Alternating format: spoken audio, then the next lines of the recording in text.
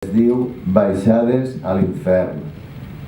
Està dedicat a un amic que té una malaltia d'aquestes dures, a Jaume. Com concebre la secada d'un riu brusca en el corrent puixant del seu inici?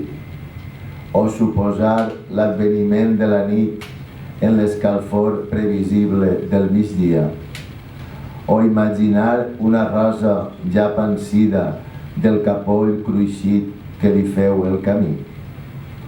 Potser en somnis insòlits visitem aquells àmbits de silenci adolorit.